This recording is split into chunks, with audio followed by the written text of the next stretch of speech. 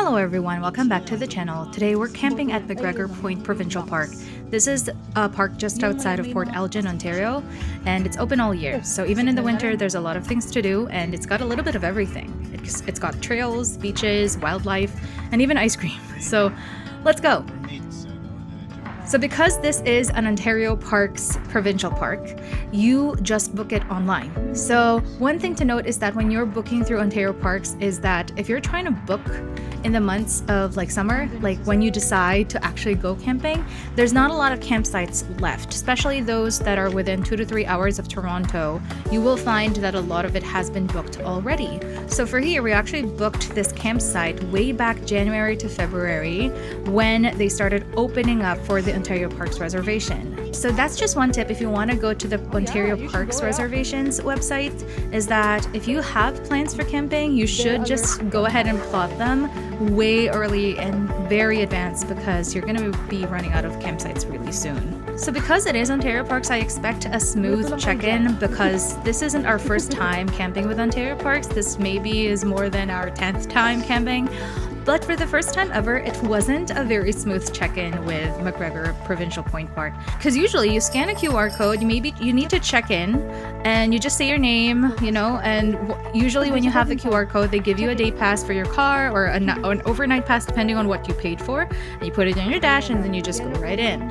But unfortunately for this provincial park, when one of my friends who was already actually listed on the park, on the website, on the reservation website, came first before I did, which I am the main account holder of the reservation, they had a lot of trouble just because I wasn't there first, even though their names were already in the reservation. So it was stricter for, I don't know, for such an unnecessary reason. They had their IDs and everything, so I'm not sure if that's a thing that was supposed to be followed with all the parks, and the other parks are just kind of a little more laid back because, their names are there.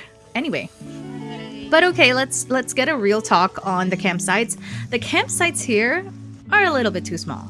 I feel like compared to other Ontario parks we've camped at, because the price is basically the same, it's anywhere between $43 to $61, and for that amount we've definitely had a lot more space, especially in Earl Row, in Arrowhead, or even Valence, which is a Hamilton conservation area. It's more private in other parks, but here you can only fit one big tent comfortably, and that's kind of it. So if you're planning to bring a lot of gear or multiple tents, it's gonna be tight. So you want to keep that in mind if you like your space and your privacy, because one thing as well here is that there's not a lot of privacy. I find that in a lot of other provincial parks, most of the campsites are secluded by the trees, but here they didn't really do a very good job in secluding it, so you can see whatever is happening on the other side. And there were moments where the dogs of the other campsite did go into our campsite, and it was scary because we had our dog as well, and our dogs don't socialize as much. Anyway, we did stay at one of the electric sites because, well, we're kind of suckers for technology. It was clean and the trees gave a bit of a shade, but again, not super secluded. You're just gonna kind of vibe right next to your neighbors. But even with that, it is a chill spot. There's a comfort station close by with hot showers, flush toilets, and even laundry if you need it. There's also a park store, and yes, they sell ice cream, which was low-key my favorite part. They have Chapman, and most of the other campsites in the eastern part are more of the Kawartha ice cream. So it was really a treat to eat the Chapman ice cream. It was actually really great. So if you're gonna come here, please don't forget to taste a lot of the ice cream flavors. So one cool feature about MacGregor Point is that they've got 3 different beaches that you can explore. And that's a lot of beaches. Most campsites you'll go to will have just one. They have 3. So there are different levels of the beaches. When I say levels, I mean one would be the friendliest kiddie area, where there's a lot of shore, there's a lot of sand, and the water is not very high. So I would say that's of the kiddie area, that's where you would go volleyballing. And then the second beach site is more of a combination of a rocky and a sandy beach, but unfortunately there was a lot of red algae that day that we didn't even bother going into the water. And then for the third beach, it is very rocky, so if you like diving, that would be the place for you. But anyway, still nice to look at, even with the red algae in the second beach. Okay, so for the things to do, there's a lot of things to do here. There are over 20 kilometers of trails. Some have boardwalks, some have wetlands, others are through the forest or along the lake. To be honest, it's really nice. They even have a watchtower that you can walk to in one of the trail sites. And if you're into bird watching, this is definitely a really good hotspot. You can hear so many birds singing, and it's such a joy to wake up to them. Also, they have winter camping. Again, this is an all-season campsite.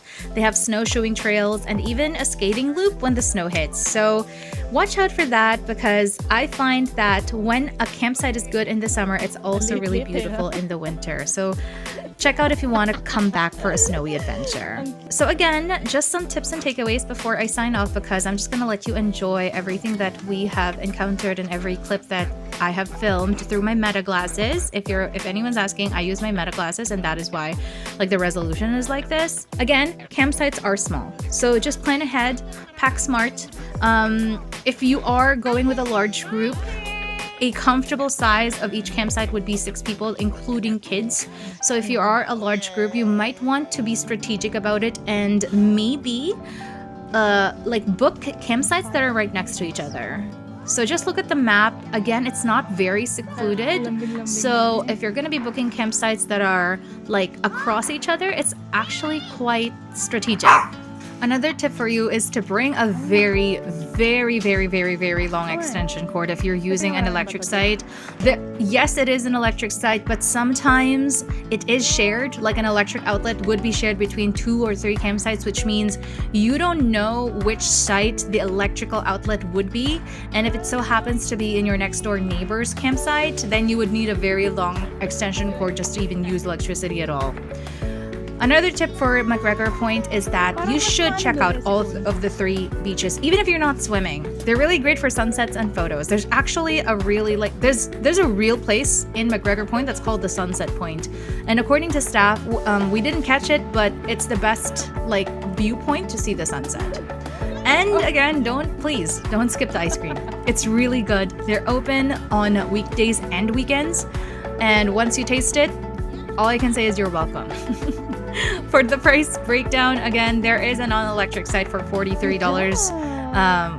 With tax, there is an electric site for $49 to $61, depending on what you're booking. And there are yurts for glamping. This is a maximum of 6 people each. They do have heating, but it's around $120 and above. So would I come back? I'm not sure. I mean, there are a lot of bigger campsites. But maybe if I was looking for a super quiet and private experience, I would choose something else. But if maybe I was just enjoying the beach with kids and family, yeah, maybe I would. Still, the trails, there's just so many things to do. It's one of those camping grounds that one day isn't enough because there's just so much to do. You can also, I forgot to mention, you can also rent bikes and stuff. And there's also ice cream. So 10 out of 10 would recommend for a casual weekend getaway.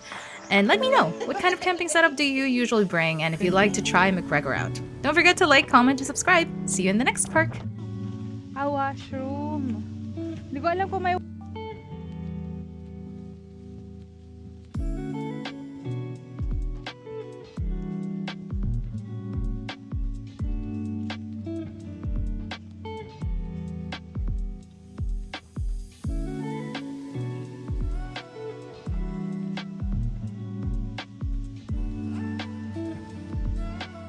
Yung sa Huron Park Beach.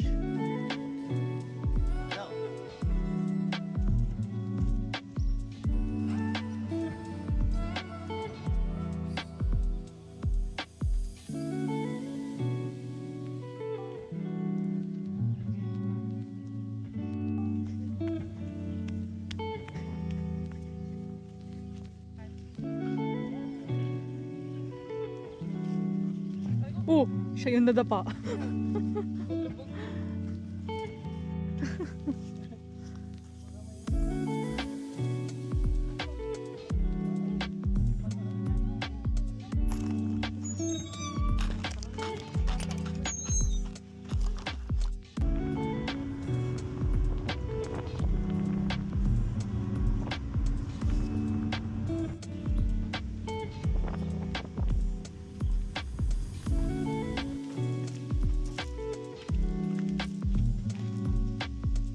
put him, my dear. Scarlett! Iyaan mo si ano. Yeah. Dapat pala inuna natin to, no? Para nakapag-hiking din tayo.